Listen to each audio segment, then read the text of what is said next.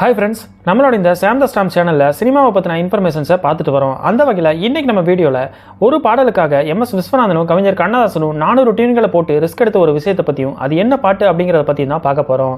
வீடியோக்குள்ளே போகிறதுக்கு முன்னாடி நீங்கள் என்னோட சேனலுக்கு ஃபஸ்ட் டைம் வரீங்க, சினிமா ஃபேனாக இருக்கீங்க அப்படின்னா என்னோட சேனலை சப்ஸ்கிரைப் பண்ணி சப்போர்ட் பண்ணிக்கோங்க. இப்போ வாங்க வீடியோக்குள்ளே போகலாம்.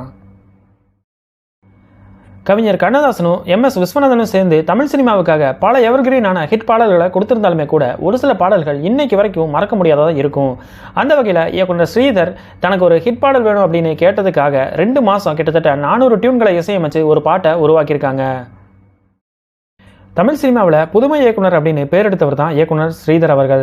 கல்யாண பரிசு, காதலிக்க நேரமில்லை அப்படின்னு ஹிட் படங்களை கொடுத்தவர் 1963 வருஷம் நெஞ்சம் மறப்பதில்லை அப்படிங்கிற படத்தை இயக்கியிருந்தார். இந்த படத்தில் கல்யாண்குமாரும் தேவிகாவும் இணைஞ்சு நடிச்சிருப்பாங்க.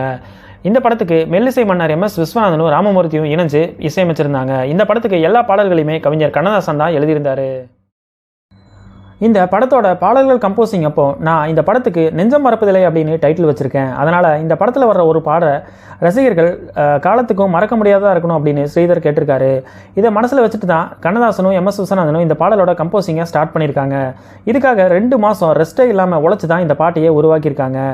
இதுக்காக எம்எஸ் விஸ்வநாதன் 300லேருந்து 400 டியூன்களை போட்டிருக்காரு. இதில் கொடுமை என்ன அப்படின்னா, ஒரு டியூனு எம்எஸ் விஸ்வநாதனுக்கு ஓகே ஆச்சுன்னா அது கண்ணதாசனுக்கு பிடிக்கலையாமா, கண்ணதாசனுக்கு ஓகே ஆச்சுன்னா அது எம்எஸ் விஸ்வநாதனுக்கு பிடிக்காமல் போயிருக்கு. இவங்க 2 பேருக்கும் இந்த டியூன் பிடிச்சிருந்தா அது இயக்குனர் ஸ்ரீதருக்கு பிடிக்காமல் போயிருக்கு. ஒரு வழியாக இந்த 3 பேருக்குமே பிடிச்ச ஒரு டியூனை தான் ஃபைனல் பண்ணியிருக்காங்க. அதுதான் இந்த படத்தில் வந்த நெஞ்சம் மறப்பதில்லை அப்படிங்கிற பாடல். இந்த பாட்டு இன்றைக்கி வரைக்கும் ரசிகர்கள் மத்தியில் நல்ல வரவேற்பை பெற்றிருக்கு. அன்னைக்கு இந்த பாட்டை இசையமைக்கும் போது வேதனையை கொடுத்துச்சு, இன்றைக்கி அந்த பாட்டு சாதனையாக மாறி இருக்கு அப்படின்னு எம்எஸ் விஸ்வநாதன் கூட ஒரு பேட்டியில் சொல்லியிருக்காரு. உங்களுக்கு இந்த பாட்டு பிடிக்குமா அப்படிங்கிறத பற்றியும் இந்த சம்பவத்தை பற்றியும் நீங்கள் என்ன நினைக்கிறீங்க அப்படிங்கிறதையும் கமெண்ட்டில் சொல்லுங்கள்.